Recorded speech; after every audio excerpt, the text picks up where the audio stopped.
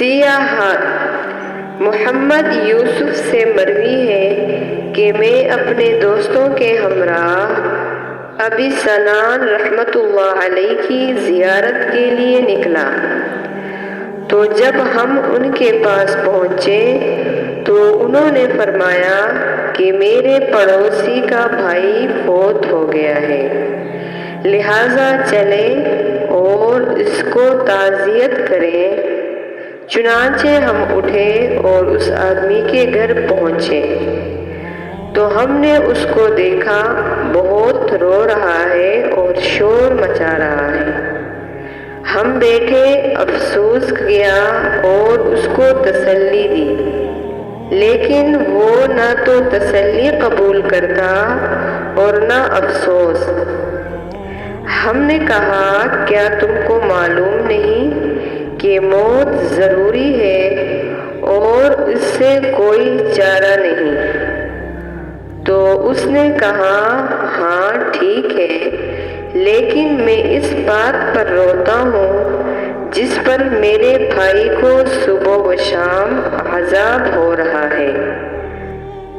تو ہم نے کہا، کیا تم کو اللہ تعالیٰ نے غیب پر مطلع کر دیا؟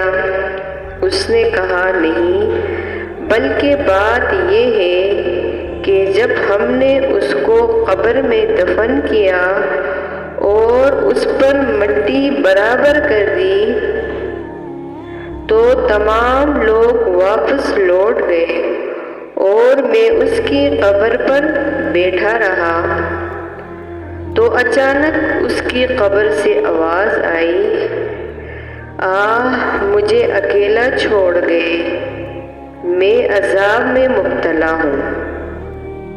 حالانکہ میں نماز پڑھتا تھا، روزے رکھتا تھا، چنانچہ اس کی مجھے رونا آیا اور میں نے اس کی قبر کو کھولا تاکہ اس کو دیکھوں، تو یکایک قبر سے آگ کے شعلے نکل رہے تھے اور اس کے گلے میں آگ کا توق تھا۔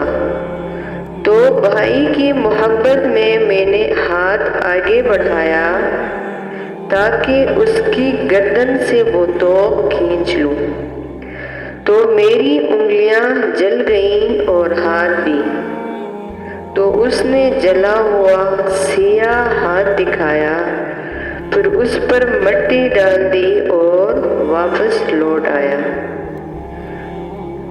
تو پھر کیوں نہ روؤں میں اس کی حالت پر اور کیوں نہ غم کروں؟ ہم نے دریافت کیا، تیرا بھائی زندگی میں کون سا برا کام کرتا تھا؟ اس نے کہا کہ زکوٰۃ نہیں دیتا تھا۔